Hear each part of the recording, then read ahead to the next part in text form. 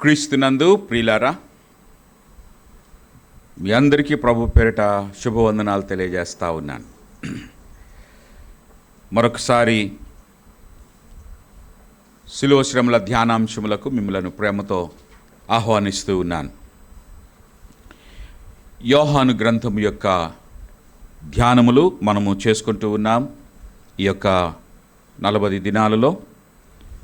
గనుక మనము నిన్నటి దినాన ప్రకటన, యోహాను రాసిన ప్రకటన గ్రంథం యొక్క ధ్యానాలు మనము ధ్యానం చేసుకుంటూ ఉన్నాము. నిన్నటి దినాన మనము కొన్ని విషయాలు ధ్యానం చేసుకున్నాం. ఈ ప్రకటన గ్రంథము మరి ఏ విధంగా ఆ పేరు దానికి వచ్చింది, ఆ తర్వాత గ్రంథకర్త ఎవరు, అలాగే రాయబడిన కాలము మరియు స్థలము, ఆ తదనంతరం యోహాను భక్తుడు, ప్రవాస ఆశీర్వాదం అనే 4 విషయాలు మనము ధ్యానం చేసుకున్నాం. ప్రవాస ఆశీర్వాద అనంతరం మరి ఏం జరిగిందో ఈ రోజున మరొక వాక్య భాగంలో నుంచి మరి యేసుక్రీస్తు తన దాసులకు కనబరిచినటువంటి ప్రత్యక్షత అనే మాట ఈరోజు మనము ధ్యానం చేసుకుంటూ ఉన్నాం. అయితే ఈరోజు ప్రత్యేకంగా ఈ గ్రంథాన్ని అసలు ఎవరికి రాశారు అనే విషయాన్ని ధ్యానం చేసుకుంటాం. ఈ గ్రంథాన్ని ఎవరికి రాశారు? యేసుక్రీస్తు తన దాసులకు రాశాడు. యేసుక్రీస్తు యొక్క దాసులకు రాశారు. ఎవరి క్రీస్తు దాసులు? ఎవరి క్రీస్తు దాసులు? ఈరోజు మనం అదే ధ్యానం చేసుకుంటాం. క్రీస్తు దాసులు. దాసుడు అనేటువంటి మాటకు అర్థం గ్రీకు భాషలో డౌలోస్ అంటారు. గ్రీకు భాషలో డౌలోస్ అంటారు. డౌలోస్ అంటే బానిస అని అర్థం, స్లేవ్ అని అర్థం. దాని మొదటి భావం గ్రీకు భాషలో డౌలోస్ అన్నారు, ఇంగ్లీష్లో స్లేవ్ అన్నారు. గనుక ఈ క్రీస్తు దాసులు అనేవారు ఎవరు అనే విషయాన్ని మనము ధ్యానం చేసుకుంటూ, మరి ఎవరు క్రీస్తు దాసులుగా ఉంటారు, ఎవరైతే క్రీస్తు దాసులుగా ఉంటారో వారికి ఉండాల్సినటువంటి క్వాలిటీస్, వారికి ఉండాల్సిన లక్షణాలు ఎలా ఉంటాయి, ఎలా ఉంటే దేవుడు భవిష్యత్తును గూర్చి దాచబడి ఉన్నటువంటి మర్మాన్ని తెలియజేస్తాడు. ఒక సీక్రెట్ రివీల్ చేయాలి అంటే, ఒక రహస్యాన్ని బట్టబయలు చేయాలి అని అంటే, ఎవరికి ఆ రహస్యం బట్టబయలు చేస్తాడు అంటే తనకు దాసులుగా ఉన్నటువంటి వారికి ఆ రహస్యాలు బయటపెడతాడు.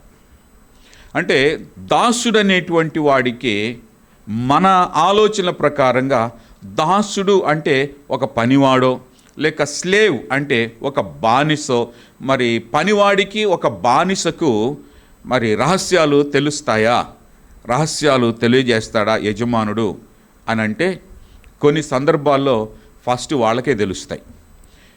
ఇంటి యజమానుడు ఇంటి నుండి బయటికి వెళ్తున్నాడంటే తప్పకుండా తన ఇంటిలో ఉండే తన దాసునికి తాను ఎక్కడికి వెళ్తాడో, మరలా ఎప్పుడు వస్తాడో ఖచ్చితంగా చెప్తాడు.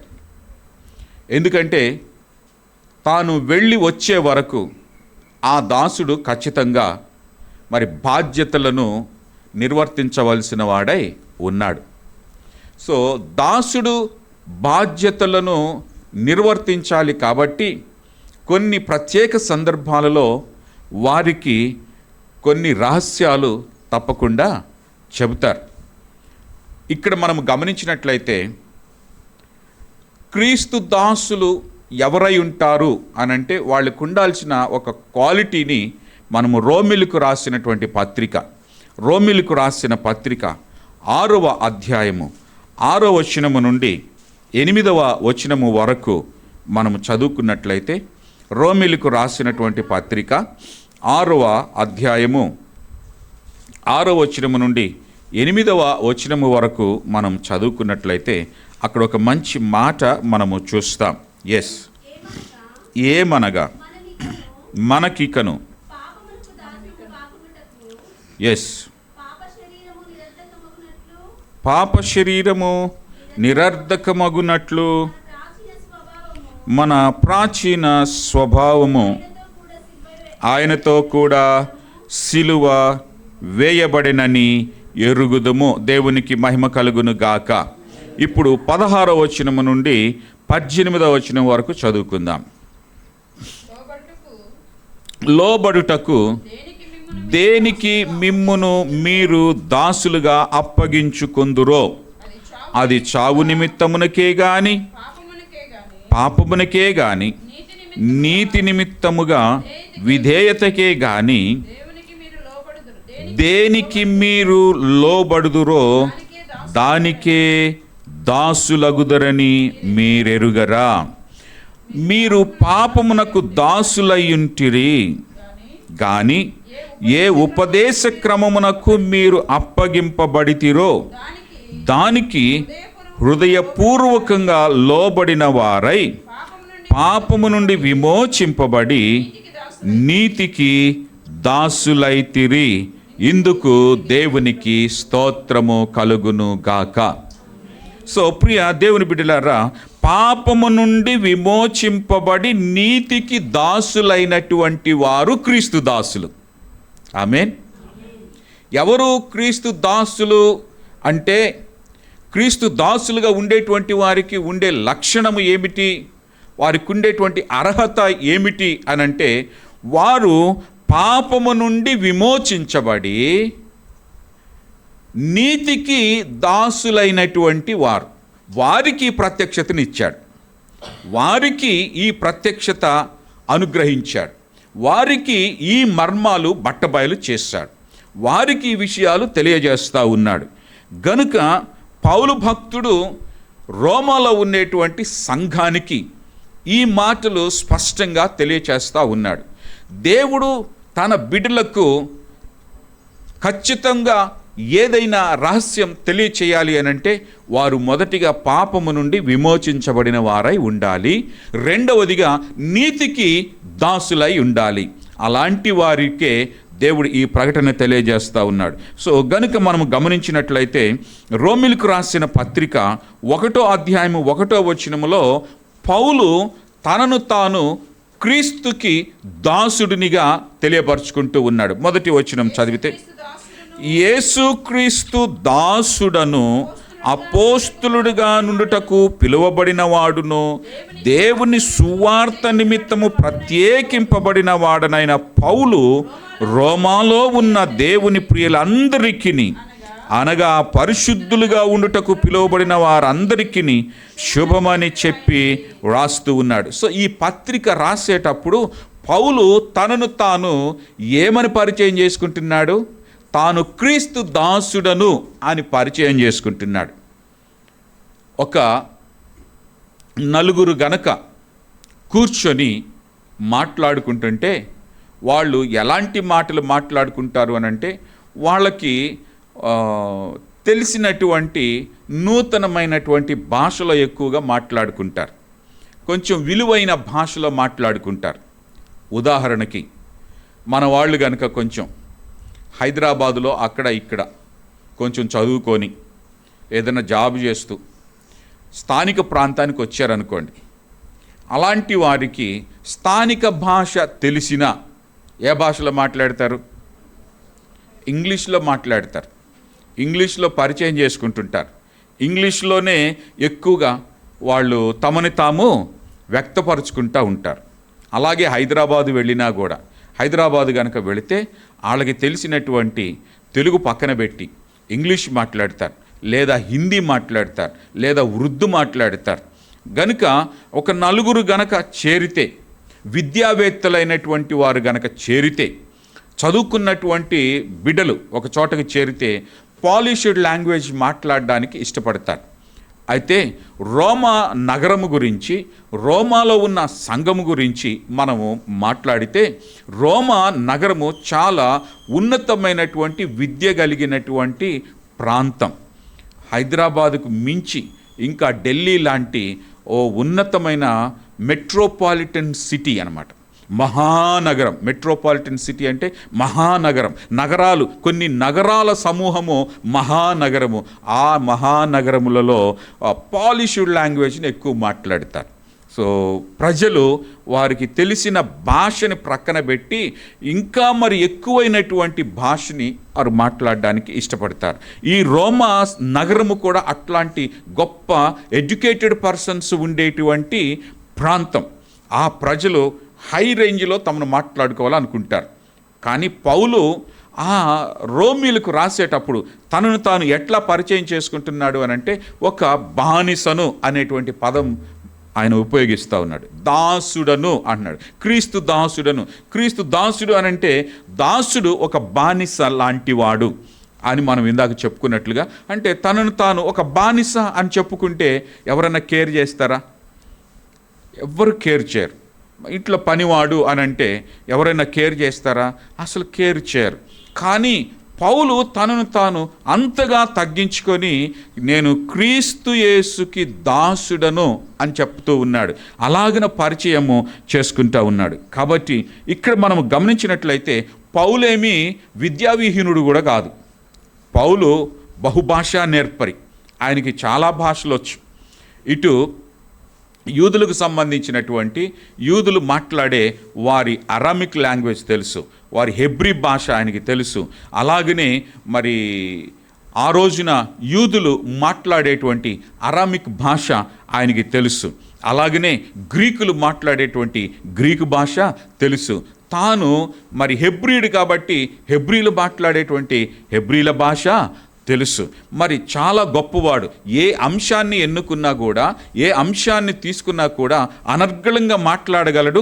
ఎవరినైనా సరే తాను చెప్పినటువంటిదే కరెక్ట్ అని ఒప్పించగలిగినటువంటి గొప్ప విద్యావేత్త. అట్లాంటి విద్యావేత్త తనను తాను తగ్గించుకొని తనను తాను ఒక పనివాడిగా, ఒక స్లేవ్గా, ఒక బానిసగా ఇలాంటి వాళ్ళందరికీ పరిచయం చేసుకుంటున్నాడు.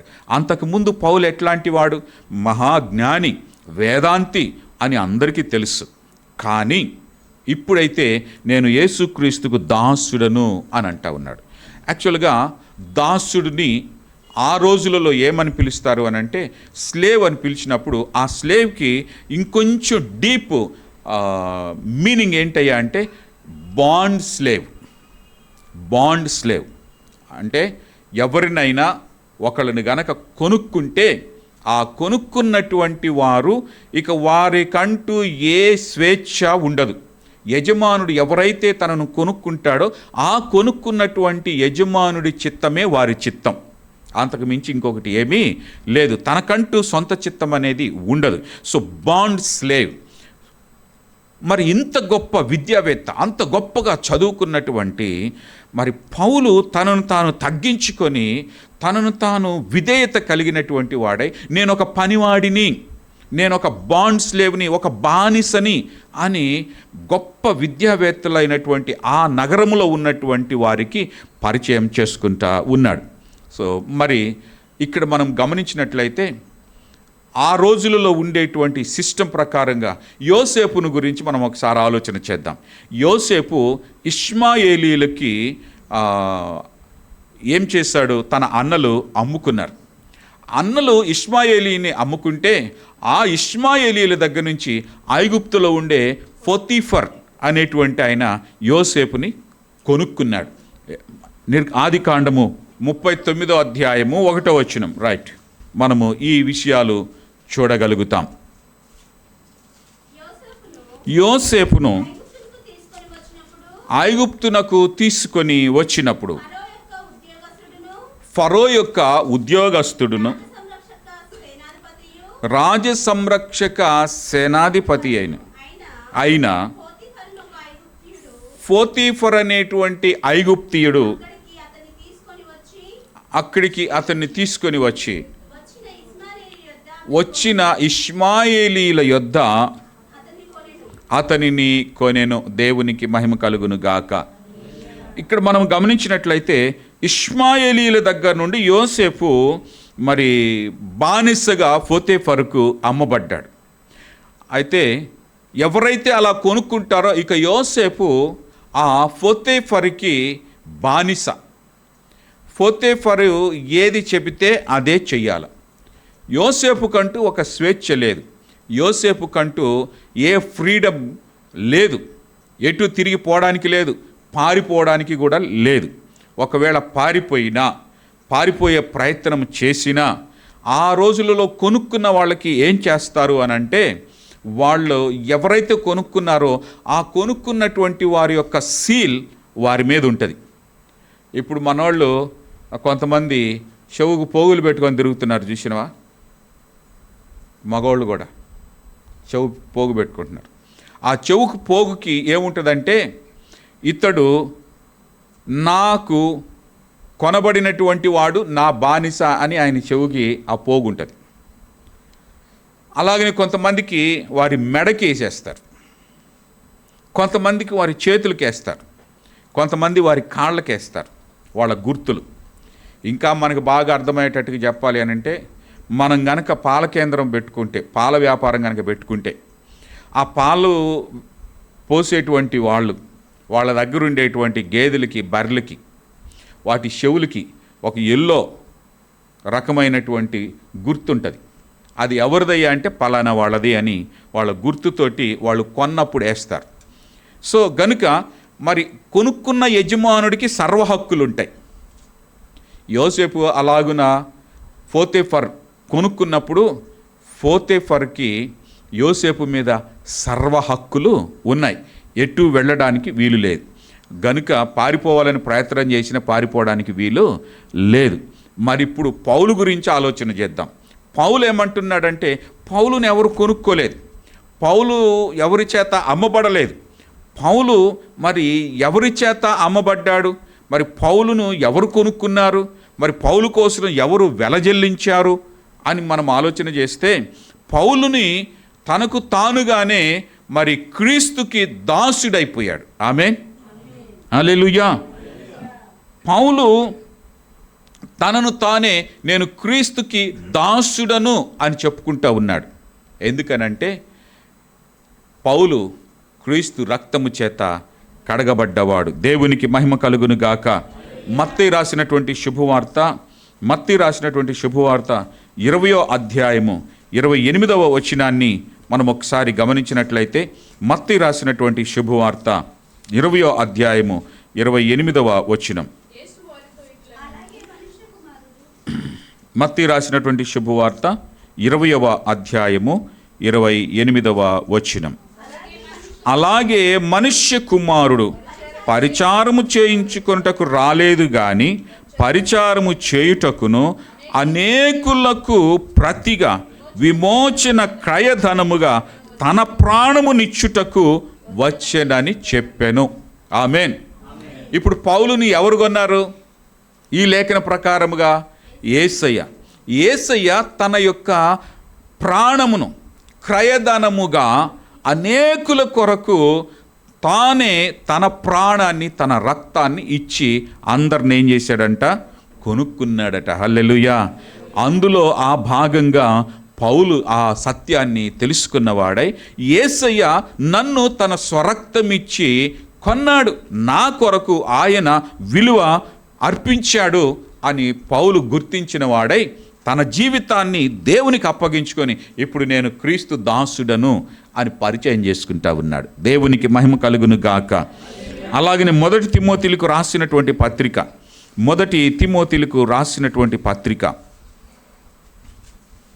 2వ అధ్యాయము 5-6 వచనాలు గనక మనం చదివినట్లయితే, దేవుడు ఒక్కడే, దేవునికిని నరులకును మధ్యవర్తియు ఒక్కడే, ఆయన క్రీస్తేసను నరుడు, ఈయన అందరి కొరకు విమోచన క్రయధనముగా తన్ను తానే సమర్పించుకొనెను. దీనిని గూర్చిన సాక్ష్యము యుక్త కాలమందు ఇయ్యబడెను. దేవునికి మహిమ కలుగును గాక. సో ప్రభు ఏం చేశాడట? ఆయన ఒక్కడే అయ్యుండి, దేవుడు ఒక్కడే అయ్యుండి, దేవునికిని నరులకును మధ్యవర్తి అయ్యిగా యేసు ఒక్కడేగానే ఉండి ఆయన మనుషులందరి కొరకు ఏంటంట, మనుషులందరి కొరకు విమోచన క్రయధనముగా తనను తానే సమర్పించుకొనెను. సో యేసు ప్రభువారు తన స్వరక్తం ఇచ్చి మనుషులందరినీ కొన్నాడు. అందులో ఈ రోజున ఇక్కడ కూర్చున్నటువంటి నీవు, నేను, మనము కూడా క్రీస్తు రక్తము చేత కొన్నబడిన వారము. ఆమేన్. మనము క్రీస్తు దాసులము. నువ్వు ఒప్పుకున్నా ఒప్పుకోకపోయినా మనము క్రీస్తు దాసులము, దాసురాళ్ళము. కారణం, క్రీస్తు ప్రభువు మనకు మధ్యవర్తి అయ్యుండి, దేవునికి మనకి మధ్యవర్తి అయ్యుండి యేసు ప్రభువారు ఆయన తన స్వరక్తమును అందరి కొరకు క్రయధనముగా ఇచ్చాడు గనుక, కొన్నాడు గనుక ఆయనకు మనము దాసులము, దాసురాళ్ళము. అలా అందులో భాగంగా మనం గనక వచ్చినట్లయితే దేవుడు భవిష్యత్తులో ఏం జరగబోతుందో ఆ రోజున వారికి తెలియజేసిన ఆ పరలోక సత్య మర్మాలు మనకును కూడా తెలియచేస్తాడు. దేవునికి మహిమ కలుగును గాక. హల్లెలూయా. మందువలన మనం ఇప్పుడు ఎలా ఉండాలి అనంటే, దేవునికి దాసులమైనటువంటి మనము మంచి దాసులముగా ఉండాలి. మంచి దాసులముగా ఉండాలి. లూకా రాసినటువంటి శుభవార్తలో, లూకా రాసినటువంటి శుభవార్త 17వ అధ్యాయము, లూకా రాసినటువంటి శుభవార్త 17వ అధ్యాయము 7వ వచనము నుండి 10వ వచనం వరకు మనం చదివితే, ఎస్ ఎస్ మీలో ఎవరికైనా ఒక దాసుడుంటే వాడు పొలములో నుండి వచ్చినప్పుడు నీవు ఇప్పుడే వెళ్ళి భోజనం చేయమని వానితో చెప్పడు. అంతేగాక నేను భోజనము చేయుటకై ఏమైనా సిద్ధపరిచి నడుము కట్టుకొని నేను అన్నపానములు పుచ్చుకొని వరకు నాకు పరిచారము చేయుము. అటు తరువాత నీవు అన్నపానములు పుచ్చుకొనవచ్చునని వానితో చెప్పును. గాని ఆ దాసుడు ఆజ్ఞాపింపబడిన పనులు చేసినందుకు వాడు దయచూపెనని వానిని మెచ్చునా. అటువలే మీరును మీకు ఆజ్ఞాపింపబడినవన్నీ చేసిన తరువాత మేము నిష్ప్రయోజకులమైన దాసులము, మేము చేయవలసినదే చేసి ఉన్నామని చెప్పుడి. దేవునికి మహిమ కలుగును గాక. హల్లెలూయా. యేసు ప్రభువారు ఈ భూమి మీద ఉన్నప్పుడే దాసుడికి ఉండాల్సిన కొన్ని లక్షణాలు చెప్పాడు. దాసుడికి ఉండేటువంటి కొన్ని లక్షణాలు, యజమానుడికి దాసుడికి ఉండే కొన్ని లక్షణాలు. ఆ లక్షణాలు ఏమిటయ్యా అంటే, దాసుడు అనేటువంటి వాడు సొంత చిత్తము లేనటువంటి వాడు. ఇందులో ప్రభు చెప్పుచున్న ఉపమాన ప్రకారంగా ఒక దాసుడు అనేటువంటి వాడికి సొంత చిత్తం అనేది లేదు. రెండవదిగా, పనిచేసి మెప్పును ఆశించినటువంటి వాడు దాసుడు. పనిచేసి మెప్పును ఆశించినటువంటి వాడు దాసుడు. అలాగే యజమానుని ఆజ్ఞే తనకు సర్వస్వం. యజమానుని ఆజ్ఞే తనకు సర్వస్వం. దాసుడికి యజమానుని యొక్క ఆజ్ఞే సర్వస్వం. అలాగే యజమాని అవసరతలే దాసుని యొక్క విధులు. ఆమేన్. యజమానుని యొక్క పనులే, యజమానుని యొక్క అవసరతలే దాసుని యొక్క విధులు. ఈ లక్షణాలు కలిగి ఉంటే దేవుడు మనకు పరలోక మర్మాలు తెలియచేస్తాడు. ఆమేన్. తన దాసులు అంటే పౌలు భక్తుడే కానీ, అపోస్తులులే కానీ, ఆనాటి క్రైస్తవ భక్తులే కానీ, క్రీస్తు రక్తము చేత కడగబడిన వారే కానీ, తమ్మును తాము క్రీస్తుకు అప్పగించుకొని వారు ఈ విధంగా యజమానుని యొక్క ఆజ్ఞే తమకు విధులుగా, యజమానుని చిత్తమే తమకు సర్వస్వముగా, యజమానుని యొక్క అవసరతలే తమ యొక్క గురి గమ్యముగా, యజమానుని యొక్క పనులే తన యొక్క దర్శనముగా వారు పనిచేశారు, ముందుకు వెళ్ళారు. గనుక వారికి దేవుడు సత్యాలు తెలియజేశాడు. మరి క్రీస్తును వెంబడించేటువంటి వారముగా, పాపమునకు దాసులు కాకుండా వారు క్రీస్తుకు దాసులయ్యారు. అందువలన దేవుడు వారికి ఆ విషయాలు తెలియజేశాడు. ఈ రోజున మనము కూడా ఎలాగుండాలా? ప్రభువారు చెప్పినటువంటి దాసుడిగా ఉండడానికి ఎలా ఉండాలి అని ప్రభు చెప్పాడో అలాగున మనము ఉంటే ఖచ్చితంగా ప్రభు మనతో మాట్లాడతాడు. ఆమేన్. ఇక్కడ ప్రభు అదే అంటాడు, మీకు ఏదైనా అప్పగించబడితే, మీకు ఏదైనా పని అప్పగించబడితే, బాధ్యత అప్పగించబడితే, ఆ బాధ్యత చేసిన తరువాత నిన్ను నీవు బూస్ట్ చేసుకోవడానికి వీలు లేదు. అదే కదా చెప్తాడు 10వ వచనంలో, అటువలే మీరును మీకు ఆజ్ఞాపింపబడినవన్నీ చేసిన తరువాత మేము నిష్ప్రయోజకులమైనటువంటి దాసులము, మేము చేయవలసినవే చేసి ఉన్నామని చెప్పుడనెను. దాసుడు చెప్పుకోవాల్సిన విషయం ఏంటి?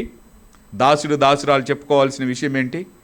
నీకేదైనా ఒక బాధ్యత ఇస్తే, ప్రభు ద్వారా నీకేదైనా బాధ్యత ఇవ్వబడితే, నీవు దేవుని దాసురాలువుగా ఆయన మందిరంలోనికి చేర్చబడితే, నమ్మి బాప్తీసము పొంది దేవుని బిడ్డగా, దేవుని దాసుడిగా నీవు మార్చబడితే, నీవు కలిగి ఉండాల్సిన విషయం ఏంటి? నీకేదైనా అప్పగిస్తే, అప్పగించిన దానిని చేసిన తరువాత నువ్వేం చెప్పుకోవాలా? నేను చేసిన, నేను లేకపోతే ఇంకాడేం లేదు, నేనే ఉండి చేసినాను తెలుసునా మీకు, సో ఐఎమ్ సంథింగ్ అని చెప్పుకోవద్దు అంటున్నాడు. ఐఎమ్ ఏ సింపుల్ సర్వెంట్ అని చెప్పుకోమంటున్నాడు. అంత మాత్రమే కాకుండా ఇంకేమంటున్నాడంట, ప్రభు నాకు ఏమైతే ఆజ్ఞాపించాడు అవే చేశా. What he commanded to do, that only I have done. I didn't do anything more than that.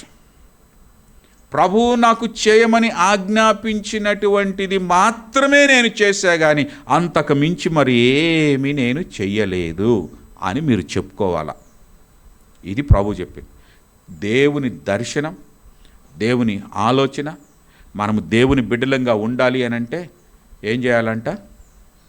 ఎలా ఉండాలా? దాసుడికి ఉండే లక్షణాలు మనం కలిగి ఉండాలి. సో దేవుని చిత్తమే మన చిత్తం, దేవుని పనే మన పని, దేవుని ఆజ్ఞలే మన సర్వస్వం, దేవుని యొక్క అవసరతలే మన విధులు. ఆమేన్. మరేంటి దేవుని చిత్తం? మారు మనసు పొందనోళ్ళు మారు మనసు పొందాల, బాప్తీసం పొందిన వాళ్ళు బాప్తీసం పొందాల, దేవుని సేవ చేయని వాళ్ళు దేవుని సేవ చేయాలి, క్రీస్తు కొరకు సువార్తకు వెళ్ళని వారు క్రీస్తు కొరకు సువార్తకు వెళ్ళాలి, రక్షించబడిన సాక్ష్యం చెప్పాల్సినటువంటి బాధ్యత నీకు ఇవ్వబడితే ఆ బాధ్యత, ఆ రక్షణ సువార్త అందించాల. మందిర పరిచర్య చేయడానికి బాధ్యతలు ఇవ్వబడితే మందిర పరిచర్య చేయాలా. అలాగనే దేవుడు మందిరంలో మరి సంఘ క్షేమము నిమిత్తం 5 రకాలైన పరిచర్యలు ఇచ్చాడు. ఆ పరిచర్యలలో మనము పాలిభాగస్తులమైనప్పుడు ఆ పరిచర్య దేవునికి విధేయులమై దేవుని ఆజ్ఞ ప్రకారముగా చెయ్యాలా. ఇదే మన జీవితం. అలాగున్నప్పుడే మనము దేవుడు భవిష్యత్తులో ఏం జరుగుతుందో ఆ జరిగే మర్మాలు మనకు తెలియజేస్తాడు. క్రీస్తు దాసులైనటువంటి వారికి ఇవి తెలియజేస్తున్నాడు. మనం నిన్నటి దినాన తెలుసుకున్నాం. ఆ యోహాను ఈ ప్రకటన గ్రంథం రాసేటప్పుడు క్రైస్తవులు ఎలాంటి స్థితిలో ఉన్నారు? దేవుణ్ణి నమ్మిన వారు ఎలాంటి స్థితిలో ఉన్నారు? హింసించబడతా ఉన్నారు, కొట్టబడతా ఉన్నారు, జైళ్ళల్లో వేయబడుతున్నారు, శిక్షించబడుతూ మరి కొంతమంది అయితే శిరచ్ఛేదనం చేయబడ్డారు.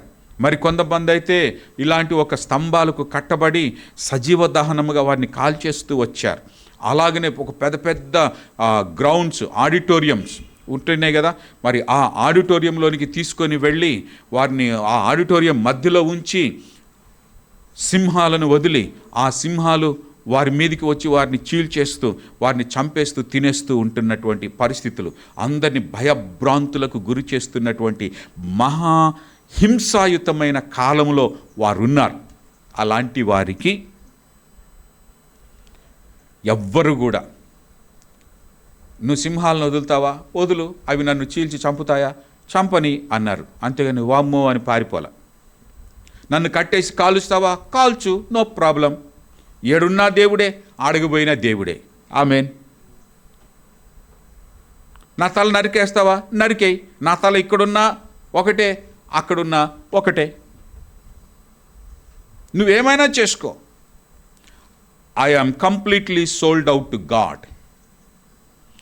నేను పరిపూర్ణంగా సంపూర్ణంగా దేవునికి నన్ను నేను అప్పగించుకున్న ఆయనకు నేను అమ్మబడ్డాను. ఆయన చిత్తమే నా చిత్తం. ఆమేన్. మరి ఈ రోజున మనం ఉండగలుగుతున్నామా అలాగనా? దేవుని చిత్తమే నా చిత్తమని మనం చెప్పగలుగుతున్నామా? దేవుని చిత్తమే నా చిత్తమని మనం చేయగలుగుతూ ఉన్నామా? ఒకవేళ చేసినా కూడా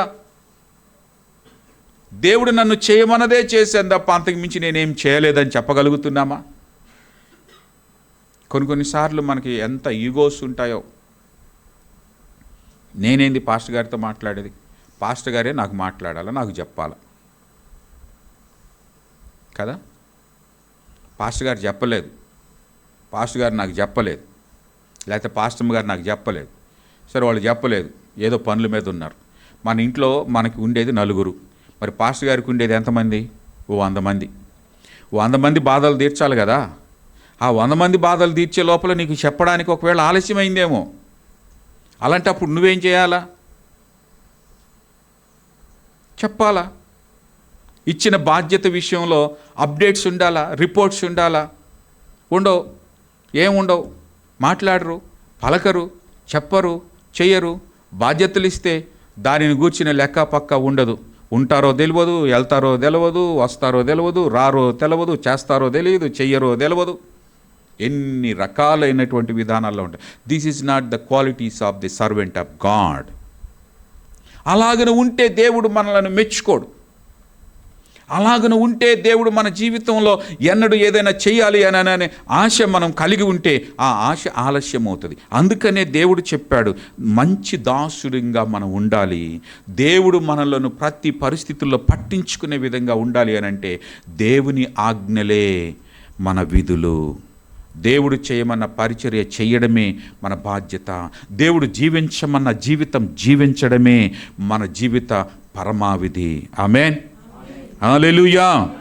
అలాంటి వారికి ప్రభు చెప్తా ఉన్నాడు, అలాంటి వారికి ఇదిగో ముందేం జరిగిందో భూతకాలాన్ని చెప్తా ఉన్నాడు, ప్రస్తుతం ఏం జరుగుతుందో వర్తమాన కాల సంగతులు చెప్తా ఉన్నాడు, భవిష్యత్తులో ఏం జరగబోతుందో ఆ భవిష్యత్తులో జరగబోయేటువంటి భవిష్యత్ కాల సంఘటనలను తెలియజేస్తూ ఉన్నాడు. ఎవరికి తెలియజేస్తున్నాడు? తన దాసులకు తెలియజేస్తూ ఉన్నాడు. రోమీయులకు రాసినటువంటి పత్రిక 6వ అధ్యాయము 22-23 వచనాలు చదువుకుందాం. రోమీయులకు రాసిన పత్రిక 6వ అధ్యాయము.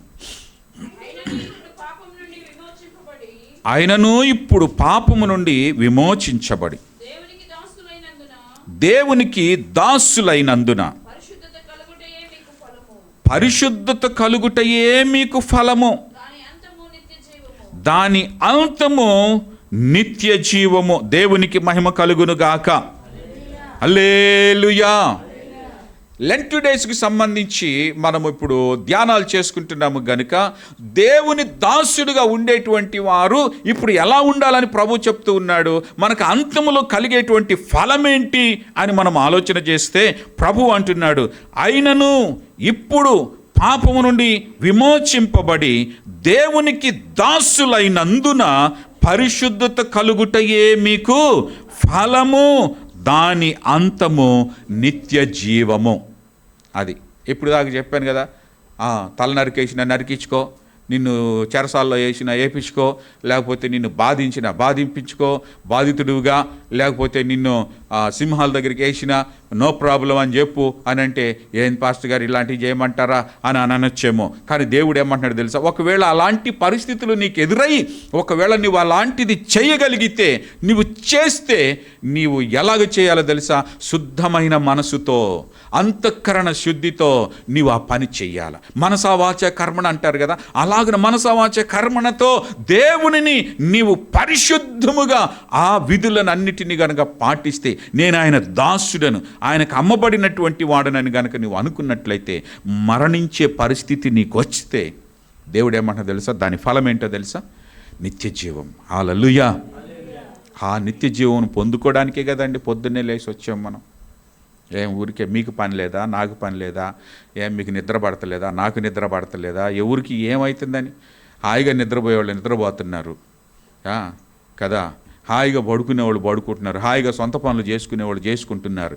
మరి నిత్య జీవం వారి జీవితంలో పొందుకోవాలా, పరిశుద్ధత వారి జీవితంలో పొందుకోవాలా, నేను భక్తురాలని చెప్పుకుంటే కాదు కదా.